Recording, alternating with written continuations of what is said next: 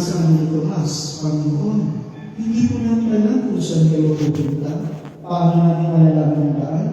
Sumagot si Jesus, ako ang daan, ang katotohanan at ang buhay.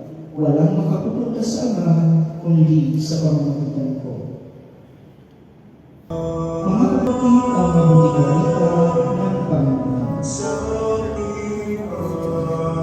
Magsiupo po ang lahat.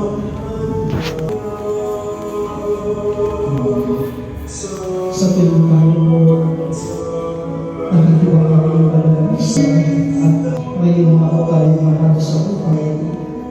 Maraming sa'yo bago yung last na pulso mo, sabi ko, sorry. Alam ko kung bakit. Thank you. Alam ko ito bakit. Alam ko ito kung kita. Sobrang mahal kita.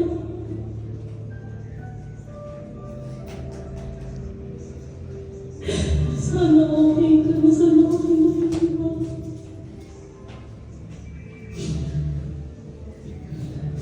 Thank you, I love you. Lahat ng sasabihin ko ngayon, nasabi ko na lahat sa kanya. Ako nga pala si Abby, isa sa mga anak ni Vilma. Hindi ko ako yung paborito, pero siya ko yung paborito kong nanay. Wala naman akong choice eh. Pero kung ulitin man yung buhay, siya pa rin yung pipiliin kong nanay. Kasi, ang galing ni Lord, no? Kasi nung nalingi siya ng nanay, alam na kung sino yung kailangan ko. Nagagabi ko rin na ako po yung mga anak niya. Napakasip ka niya. Siya yung shopping girl ng family. Magugulat na lang kami, may binili na siya. Para kay Dale, para sa aming mga kapatid. Pero yung catch doon, kami yung magbabayad. Yung word na yun, ako nagbabagay ako yung mama. Nung malaman ko na sobrang bago-bago na yung side niya. Sabi ko, Lord, kahit sa mga dyan, Lord, akin na lang ito sa ana. Sorry po.